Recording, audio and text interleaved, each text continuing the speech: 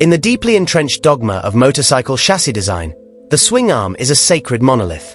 It is permitted to flex, meticulously tuned by engineers to offer a modicum of lateral compliance mid-corner.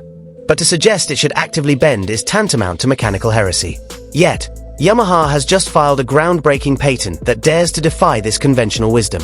They are proposing a radical active grip control system featuring a swing arm split squarely in two, a concept that echoes the disruptive, shape-shifting dark arts of ride-height devices currently wreaking havoc in the MotoGP paddock.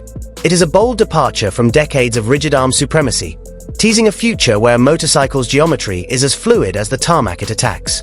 The blueprints reveal an unprecedented piece of mechanical witchcraft. Instead of a single, unyielding beam stretching from the frame pivot to the rear axle, Yamaha's design severs the swing arm into two distinct sections.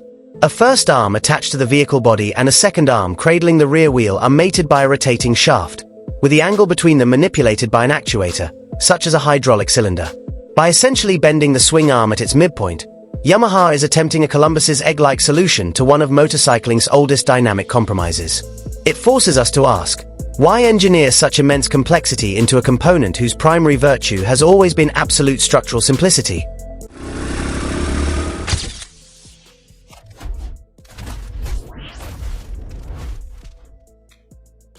The answer lies in the chaotic, invisible forces of the chain tension factor. When a rider violently cracks the throttle open, they aren't just sending horsepower to the rear wheel, they are initiating a physical tug-of-war. The drive chain pulls aggressively tight, generating an anti-squat force that battles the natural downward load compressing the rear suspension. Because this chain tension wildly fluctuates with every millimeter of throttle input, the actual force pressing the rear tire's contact patch against the asphalt becomes a moving target. For the rider flirting with the absolute limits of adhesion, this results in an inherently unpredictable rear-wheel grip, a terrifying variable when winding on the power at the apex of a corner. Yamaha's articulated arm acts as a localized, active suspension system designed to completely neutralize this lethal instability. When the rear shock compresses under hard acceleration, the actuator pivots the second arm upward.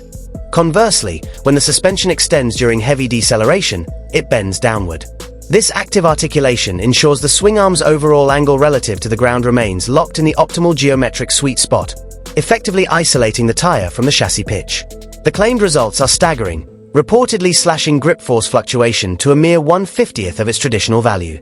Unlike MotoGP's crude ride height devices, which brutally slam the bike's center of gravity to prevent wheelies in a straight line, Yamaha's system is a scalpel, meticulously carving out stable, predictable traction exactly when the rider needs it most.